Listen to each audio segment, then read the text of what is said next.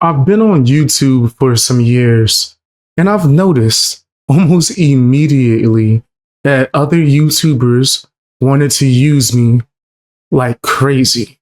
Fam, let me explain.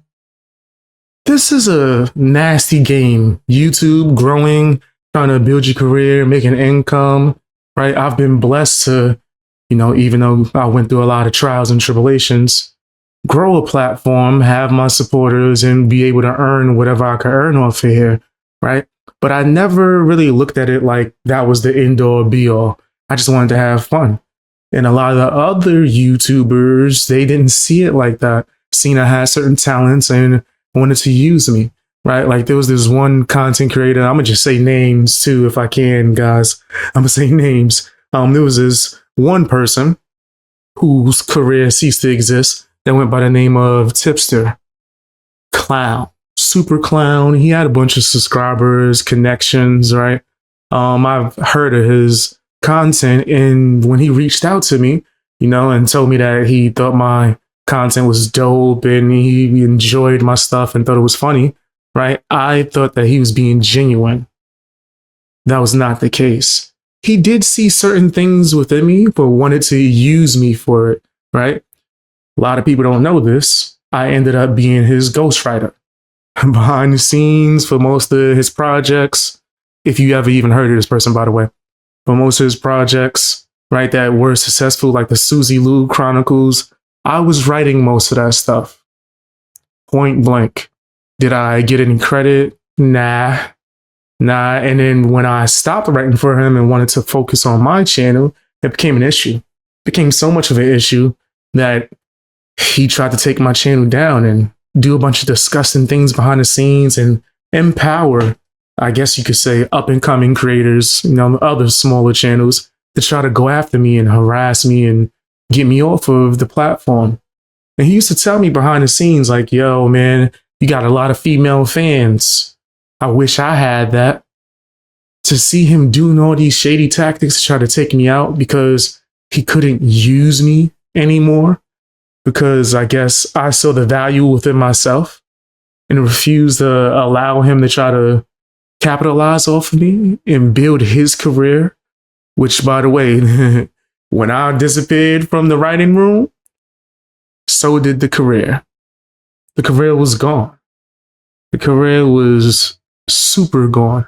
And he's not the only YouTuber that used me. A lot of people do, especially like if I come out with a video that's getting a lot of traffic, or if I had a debate, right, they got a lot of attention. Everybody and their mama would try to get me onto their show, right? And me being stupid, I would go onto their show and they would get a bunch of views and donations. I had one content creator say, oh, if you donate a certain amount, you get to debate bxbeastboy on the spot.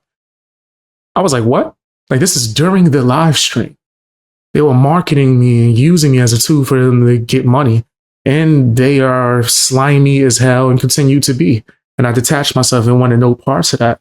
But I've seen a lot of content creators or YouTubers who just had a habit of trying to do that and use me and then capitalize. And in the moments they were not able to do that, whether I wised up or they just didn't have any use for me anymore, they would try to toss me to the side, or even worse, try to destroy my career.